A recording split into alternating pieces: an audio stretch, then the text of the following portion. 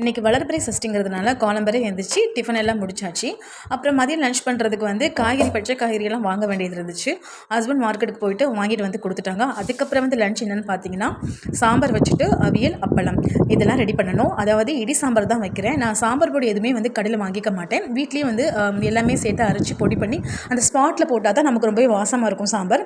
அப்புறமா வந்து கொண்டு வந்த காய்கறி எல்லாம் அரேஞ்ச் பண்ணி அதை பேக் பண்ணி எல்லாம் அங்கங்கே பேக் பண்ணி ஃப்ரிட்ஜில் வைக்க வேண்டியதை வச்சாச்சு. இதெல்லாம் ஸ்டோர் பண்ணி அதெல்லாம் பர்ஃபெக்டாக வந்து பண்ணுறதுக்கு டைம் ஆயிடுச்சு மதியானம் சாப்பாடு செய்கிறதுக்கு. சரி, ஓகே, ஃபாஸ்ட்டாக கடன்னு சாப்பாடு செஞ்சு அப்படி இப்படின்னு ஒரு 1:30 மணிக்குள்ளே முடிச்சிட்டேங்க.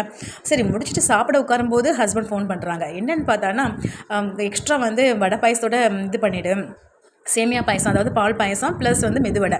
சரி, ஓகேன்னு சாப்பிட்டு முடிச்சுட்டு கடன்னு மெதுவடைக்கு உளுந்தையும் ஊற போட்டுட்டு அப்புறமா வந்து சேமியா பாயசமும் ரெடி பண்ணி முடிச்சிட்டேங்க. அவ்வளோதாங்க என்னையோட லன்ச் மெனு. இதோடைய ஃபுல் ரெசிபி கீழே வ்ளாகில் அட்டாச் பண்ணியிருக்கேன், செக் பண்ணி பாருங்கள்.